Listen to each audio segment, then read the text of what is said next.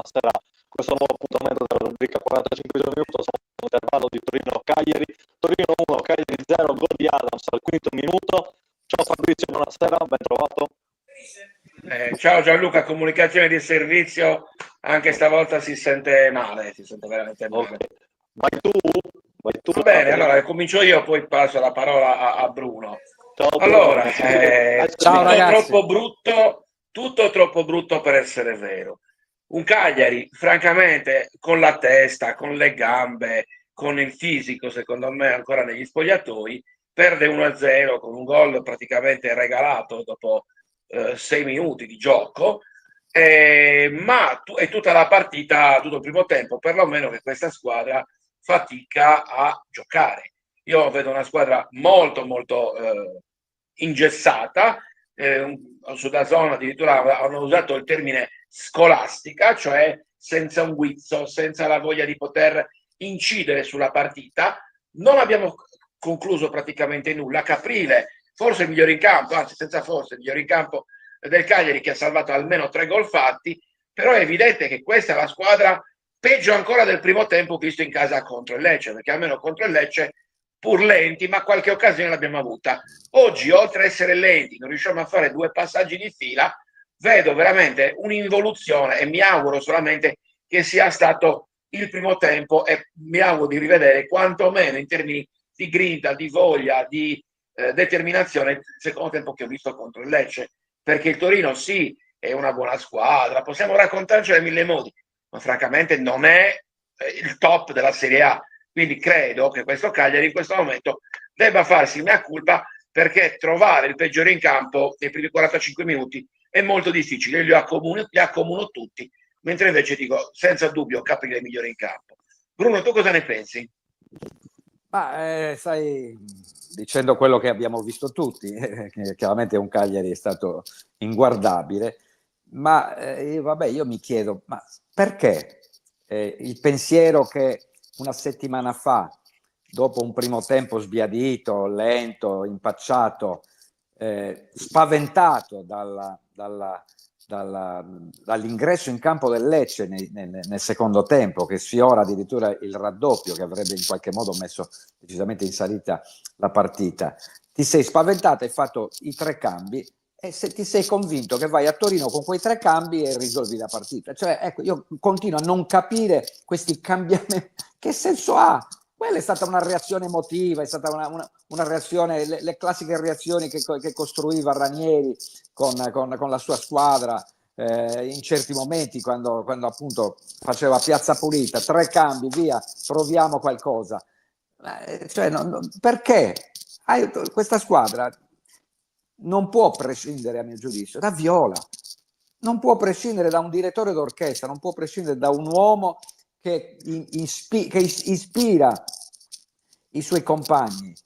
È chiaro che dovevi prevedere che il Torino avrebbe aperto a sprombattuto, avrebbe cercato davanti al proprio pubblico di mettere alla frusta il Cagliari. Ma non c'è stata reazione, cioè, veramente è stato, anzi dobbiamo ringraziare, e da un certo punto di vista va benissimo, perché tanto ormai dobbiamo aspettare il Cagliari sempre nella ripresa, quindi adesso farà al contrario, i cambi li farà nel secondo tempo, farà entrare Makumbu, farà entrare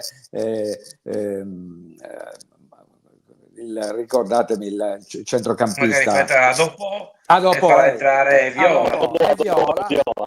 E la risolveremo così. Ormai diamoci un po' anche alla scaramanzia, perché io veramente, ma la vogliamo costruire una squadra, tanto hai 5 sostituzioni, puoi sostituire mezza squadra, hai ritrovato l'assetto giusto, hai fatto 7 punti praticamente, o meglio 4 punti nelle 2 precedenti trasferte tra Monza e San Siro. Perché devi sempre snaturare? La colpa della settimana scorsa certamente non era né di Viola né di Adopo né di Makumbu, quindi non c'era, era il Lecce ben messo in campo, più squadra come squadra, dal punto di vista tecnico nettamente inferiore, ma certamente con degli schemi, conosciamo Giampaolo, sappiamo come giocano, come fa giocare anche gli sconosciuti, perché è veramente sempre stato un ottimo allenatore.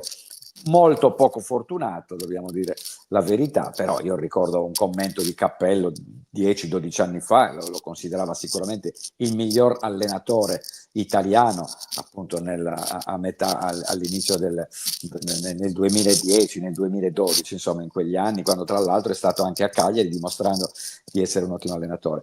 Quindi votiamoci alla scaramanzia, adesso farà appunto l'inverso di quello che ha fatto la settimana scorsa, entreranno Viola a dopo e Macumbu e cambiamo il risultato, perché dobbiamo veramente ringraziare se il punteggio, ecco, vediamo, tiri in porta 8 il Torino, fuori gioco, vabbè, non so se avete dato uno sguardo. Tutti rimporta loro, noi 2, di cui 0 nello specchio della porta, voglio dire. Sì. Alla fine, ecco che dicevo prima, questa squadra è troppo brutta per essere vera. Poi c'è chiaro che noi, come giustamente dici tu, abbiamo bisogno di giocatori di una base. Nicola avere una base. Però oggi, personalmente, non mi sento di dar la croce a Nicola, nel senso che, certo, le scelte le fa lui, ma quando sbagliano la partita, mi auguro, primo tempo, 10 giocatori su 11, qui non è questione di cambi o di equilibri, qui c'è un problema mentale, perché passare da una bella prestazione contro il Lecce, ma anche contro il Monza e contro il Milan, a questa prestazione obiettivamente scialba, perché, ripeto, sembra che stiamo facendo la partitella del giovedì. Beh, qui ragazzi, qualunque allenatore direbbe dovrei cambiarne 10, perché francamente io non ne salvo uno il primo tempo, non riusciamo a fare 2 tocchi di fila, non riusciamo a superare a 3/4, non riusciamo a fare 1 contro 1, perlomeno se lo facciamo lo perdiamo, ma poi anche errori molto banali, faccio l'esempio di Zappa, in vantaggio su Caramò si fa recuperare e rubare palla, 3 volte si sono presentati 1 contro 1 contro Caprile a difesa schierata, cioè qui c'è proprio come posso dire, la testa dei giocatori sembra che abbiamo paura, quasi paura a contrastare il Torino. Ripeto, il Torino, con tutto il rispetto, non stiamo giocando contro il Real Madrid, cioè, diamo un senso e un peso. Oppure eccesso di sicurezza, visti i 7 punti nelle ultime 3 partite, abbiamo battuto il Monza, abbiamo pareggiato alla grande a San Siro, abbiamo strabattuto, i numeri dicono questo, noi non l'abbiamo strabattuto, noi abbiamo avuto una reazione che ha portato tra virgolette a questa goleada, ma sinceramente non era certamente il frutto di questo calcio perfetto, era una grande reazione dettata dalla paura di perdere la partita con il Lecce, perché ragazzi sarebbe stato drammatico in questo Poi, perdonami, momento. Prego. Giustamente dicevi, noi abbiamo bisogno di un regista come, io immagino come Macumbu, un giocatore, però almeno io la vedo così, il primo tempo l'abbiamo perso, lo stiamo perdendo sulle fasce.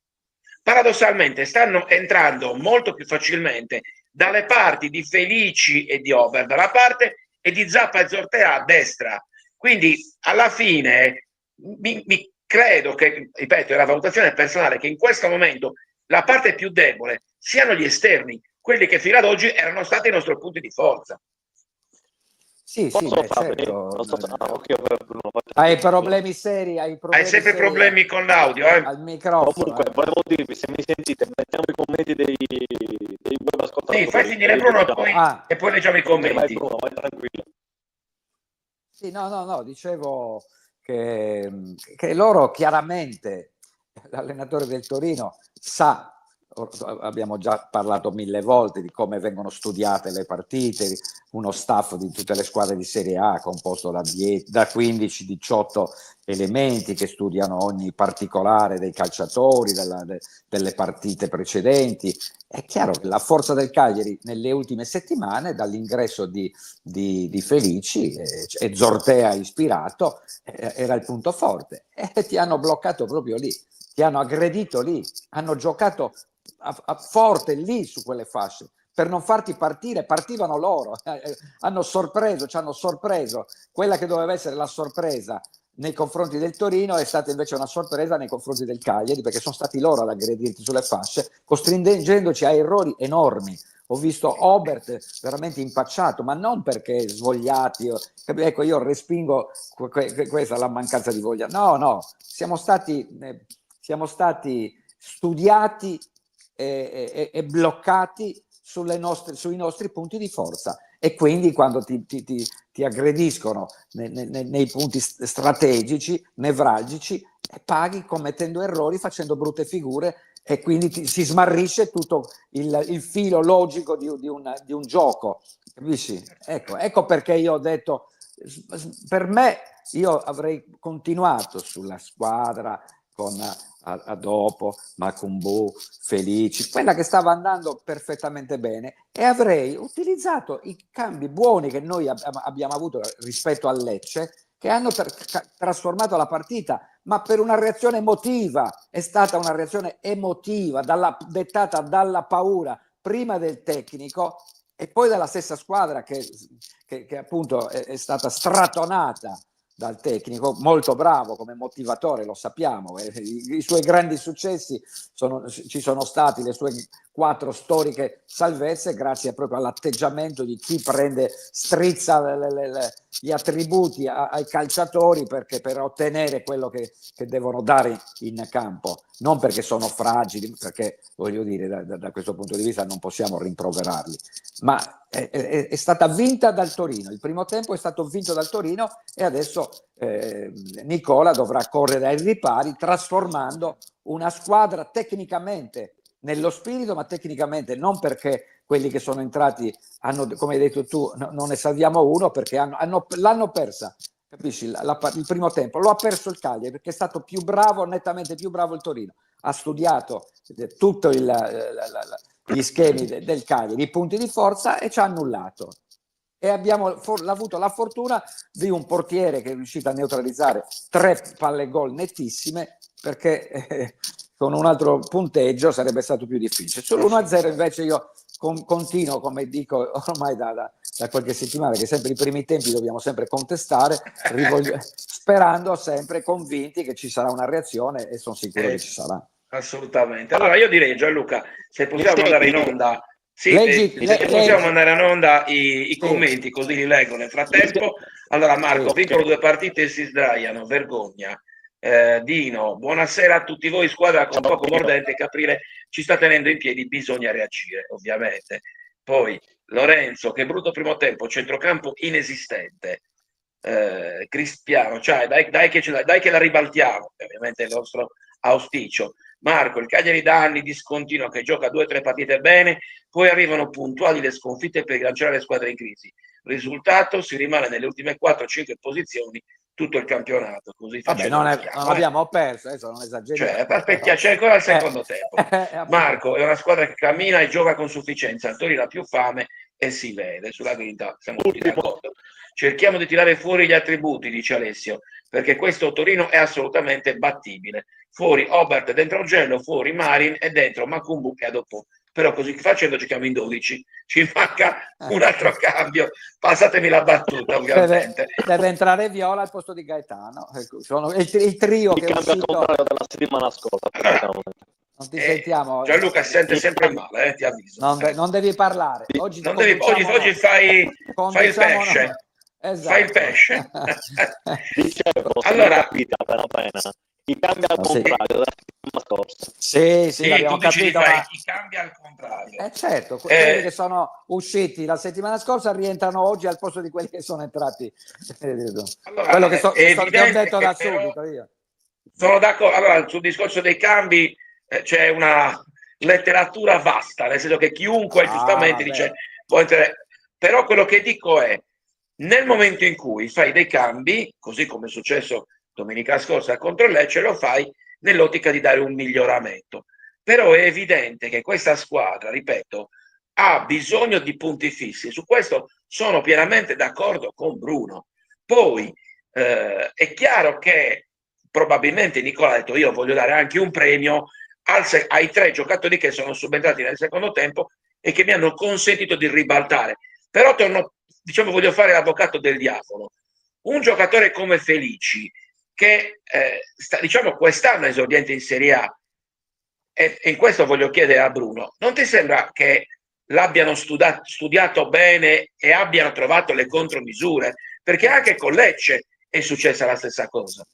Ma è quello che ho detto prima. Ti ricordi quando ho esordito dicendo hanno studiato proprio come dicevi tu, proprio le fasce, il nostro punto di forza oggi è stata la parte più negativa in assoluto. Perché? Perché hanno studiato tutto, ormai le squadre hanno tutto, guardano tutte le partite. Quante ne ha disputate il Cagliari?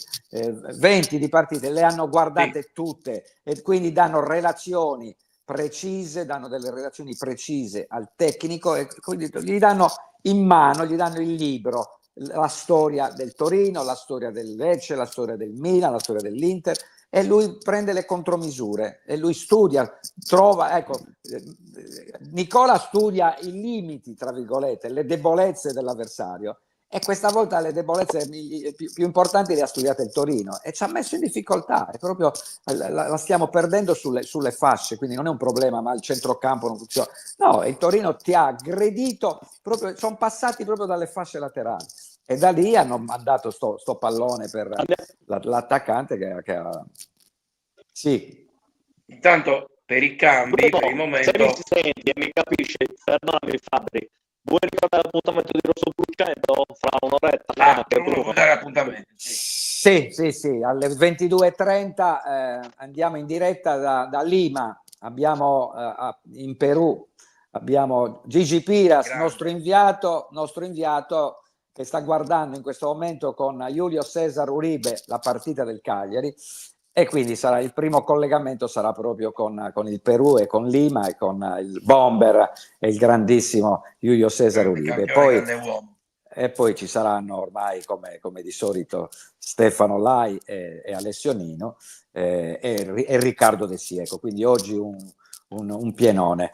Spero lunedì della prossima settimana di avere Fabrizio. Se mi dai già la conferma da oggi, ti metto nel nostro... Ricordiamo che si gioca nel nostro lunedì sera, il posticipo. Quindi assolutamente, Bruno, ti do la conferma già da adesso. Lunedì 4 mi pare, giusto? Lunedì 4 febbraio alle 20:45. 20:45. Ok, allora sei nel pullman di Cagliari Lazio. Ricordiamo che saranno 2 partite consecutive in casa. Lunedì 4 e poi domenica 9 contro il Parma, sempre in casa. Quindi ecco, però intanto ribaltiamo questo. Io perlomeno per quello che mi riguarda, per il momento nessuna delle 2 squadre ha effettuato cambi, quindi per il momento rimangono con i 22 che hanno iniziato questo match. Bene, perfetto. Anche se non mi sentite, vi saluto. Buon secondo tempo, Bruno. Ci vediamo. Allora, ti sentiamo male, no? Non è che non ti sentiamo, ti sentiamo male. Sentiamo molto male, Gianluca. Dai. Quindi io saluto tutti, ringrazio ovviamente Bruno, ringrazio Gianluca, ancora una volta 45esimo effetto serio di Rosso Blu insieme, e ci vediamo quindi più tardi con Bruno per Rosso Bruccetto. Buona partita. Ciao ragazzi, grazie.